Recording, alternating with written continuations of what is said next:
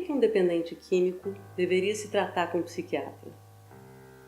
Motivo simples. Dependência química é uma doença do cérebro. Historicamente, ela não era tida como uma doença do cérebro, mas já vai 40 anos que ela é vista e sabida como uma doença do cérebro. Ela ocorre aqui, no cérebro.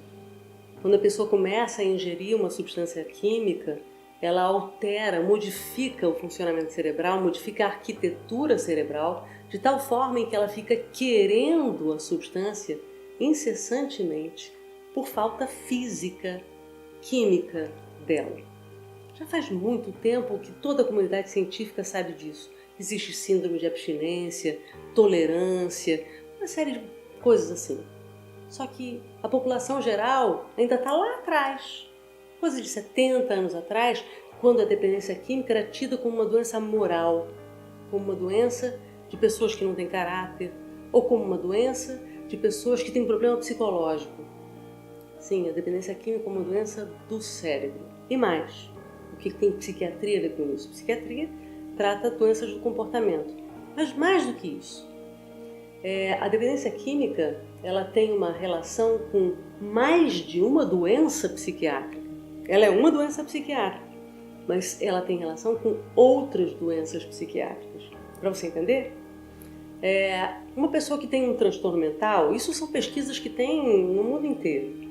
Isso está mais do que certo. Uma pessoa que tem um transtorno mental, isso na população geral. Pessoas que têm transtornos mentais têm 50% de chance. Nesse universo de pessoas com transtorno mental, metade deles são dependentes químicos. Entre os dependentes químicos, por sua vez, 1/4 tem transtornos mentais. Isso está imbricado. Então vamos dizer, se você tem depressão, por exemplo, você tem 50% de chance de ter uma dependência química. É um exemplo. Então, existe mais coisa entre o céu e a terra do que pode explicar a nossa vã filosofia. Existem várias teorias para explicar isso, né? Outra coisa que é uma coisa muito interessante, entre os pacientes que se tratam conosco, nós que somos especialistas em dependência química, nós que somos especialistas, muito especialistas em dependência química, quase 100% tem transtorno mental. Vem aqui, não é 100%, mas vem aqui, a gente faz uma entrevista de avaliação com bastante cuidado, quase 100% tem alguma outra doença mental, que não somente a dependência química. E aí você diz assim, doença mental? Que negócio é esse? Doença mental? Eu não tenho doença mental, isso é preconceito. É tudo preconceito. Doença do cérebro, tudo preconceito.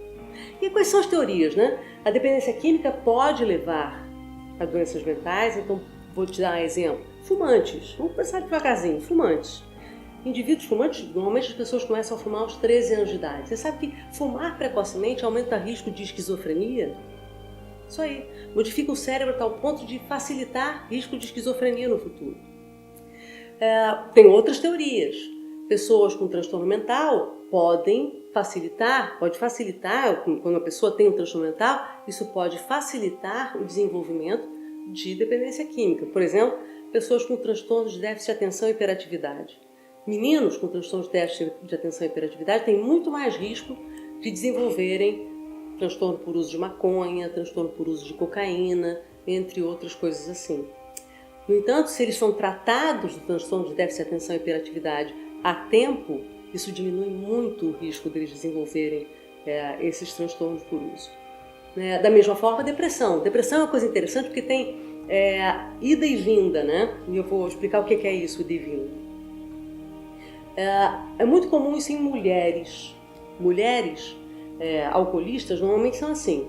Elas começam se sentindo deprimidas. Em geral, lá depois dos 40 anos, mais ou menos, elas se sentem deprimidas.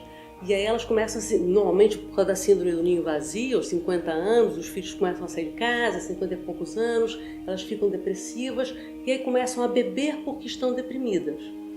E aí ficam bebendo, e aí, porque estão bebendo, ficam mais deprimidas ainda, é um ciclo vicioso.